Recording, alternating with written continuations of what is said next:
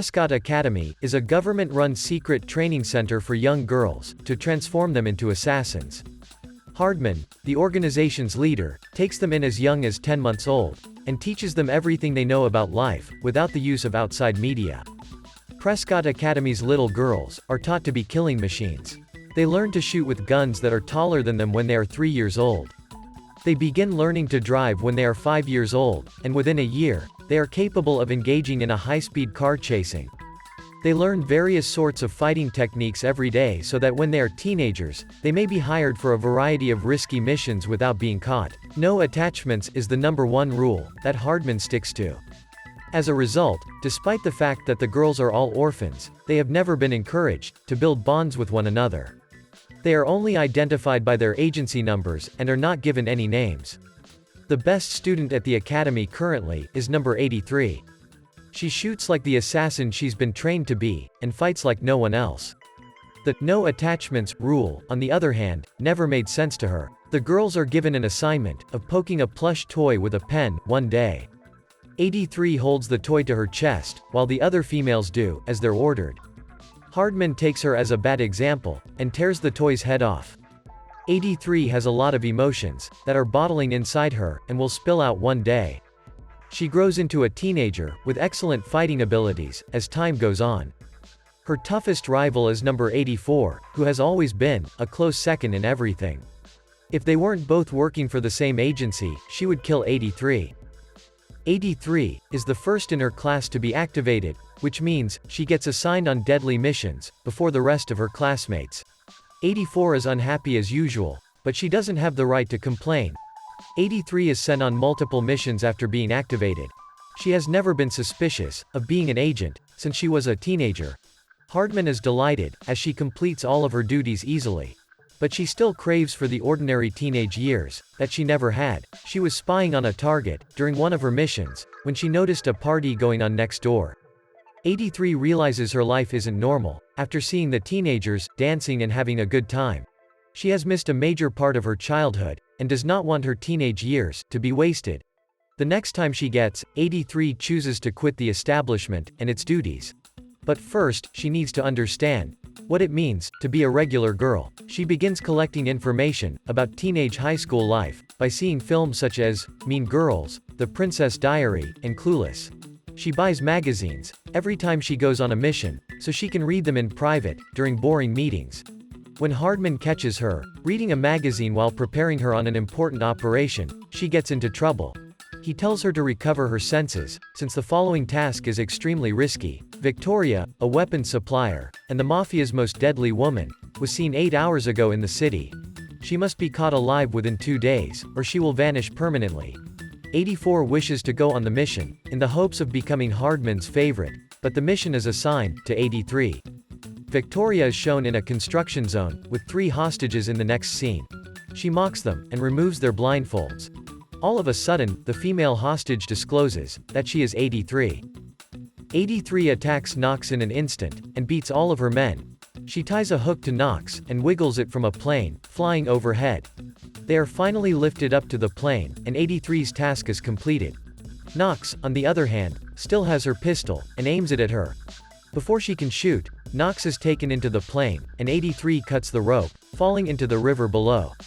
When Hardman realizes 83 is missing, he uses a device attached to her wrist to reach her. 83 arises from water and hears him out. However, she does not respond, knowing that this is her only chance to get away from her old life. She throws her watch away and makes the decision to never look back. Back on the airplane, Hardman is told that they aren't getting any visuals or audio from her. He announces her inactive and continues questioning Victoria.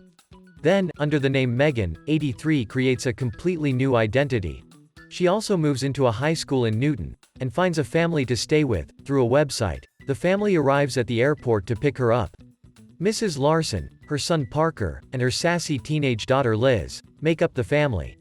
Liz isn't excited with Megan's visit, and is having trouble adjusting to her presence in the house. Megan's excitement for everyday activities, such as riding the school bus, confuses her. Despite this, she decides to help Megan around the school to please her mother. Megan dresses up in a crazy dress on her first day of school, causing everyone to stare at her. Everyone laughs when a bully, named Gooch, refers to her as fresh meat. After only a few minutes, Liz provides her less patterned clothing to wear to make her feel better. As a foreign exchange student, she is required to speak in front of the entire school during the morning assembly. She meets a dorky youngster named Roger, who runs the AV for the school's band, before heading to the stage. Megan calls him a nerd, based on the movies she's seen. She is introduced to the entire school, but she is mocked and called names. They begin to pressure her to return to Canada, where she was born. When the chanting becomes too loud, Cash, the school's band leader, sings a song to the audience. He is the most popular student at school, and he is well liked by many. Megan is also captivated to him immediately. During lunch, some cheerleaders approach her and invite her to eat with them, but she declines, thinking they are mean like the cheerleaders in her favorite movies. She meets Roger again in biology class and becomes friends with him. He appears to be interested in her, but Megan is only interested with Cash. She is appointed as Cash's lab partner the next day. Other girls in the class, on the other hand, ask her to choose another partner, because they want Cash. The girls inform Megan after class that Cash prefers girls who play the school's mascot. Megan is clueless that they are planning to set her up, and goes to the school's mascot audition. She is chosen right away, and invited to the next game's practice. A bunch of masked men attack her during the rehearsal, and try to grab her. Megan takes advantage of her abilities to easily defeat them, shocking everyone in her path. She had suspected the masked individuals were Hardman's agents, but it turns out they are students from a rival college, looking to make problems. Everyone is filming her by the time she knows it. To her horror, they post the video on social media. Victoria is being kept and questioned by Hardman at Prescott's unit. She also understands that his method of depriving young girls of a happy childhood is unfair. She questions him about it, but he argues that he is acting appropriately. Number 84 also captivates Victoria's curiosity, and she plans to use her to escape. They soon notice about Megan's viral video and suspect that she is now working for an opposing organization. Everyone at school the next day is talking about Megan's incredible fighting abilities. Overnight, she changes into one of the popular girls. Cash invites her to his band practice after school, which makes her day even better. When she arrives, she runs into Roger and starts up a conversation with him while waiting for Cash. Roger admires her personality and notices that they have many similar interests. Megan, on the other hand, is too obsessed with Cash to notice that he likes her. She is later invited to a high school party, hosted by her bully Gooch, at his home. Megan is happy, because she has only seen gatherings like this in movies. She gets kidnapped by people from Prescott as she returns home that day. Hardman believes she is working for a competitor, and refuses to believe her when she tells him that she simply wants to live a regular life. He gives a truth drug to her and discovers that she is telling the truth. Hardman believes he has a right to her life, because he is the one who taught her everything she knows. He gives her 2 days to return to base. Following that, his people throw Megan out on the front porch of the house to make her look drunk. Megan invites Roger to Gooch's party the next time she sees him. However, because his father is anti-parties, he refuses to come. But because he is Megan's only buddy at school, he would make her feel better if he was present. Megan arrives at the party later that night with Liz, who was ordered to accompany her by her mother. Megan is surprised to see 84, who has changed her name to Heather, at the party. Megan believes Hardman assigned Heather to keep an eye on her, but Heather refuses to confirm or deny her suspicions. Roger also attends the party in search of Megan, but is unhappy to see that she is kissing Cash. Cash asks her to be his homecoming date towards the end of the night. Megan boards the school bus the next morning to see Hardman dressed as the bus driver. He's come to warn her that Victoria has fled Prescott and is plotting her revenge. Megan rejects his offer to return to Prescott. Later, we see her and Liz driving to school when a masked killer chases them. Megan tells Liz the truth about her previous life during a car chase. They eventually clash with the assassin's car in a junkyard. Megan recognizes the assassin as Heather, based on the smell of her perfume. After the accident, Liz is in the hospital. Megan wants to leave before more people are harmed because of her, but Liz believes Megan abandoning the family would be worse. They get along nicely from that day onwards. Megan tells Liz everything she knows about her career as a real estate agent. They go shopping, for homecoming outfits together, and get ready, for the big night. After spending time with her at the party, Liz goes out with Gooch, who has changed. Chase and Megan, on the other hand, travel together. Megan had hoped for a memorable evening, but Chase barely speaks to her. She notices that his entire personality is about being popular. After spending some time with him, she dumps him and reaches Roger, requesting a dance. He declines, much to her surprise, and turns to Heather, his date for the evening. The females get into an argument over who gets to be his date, and they end up fighting.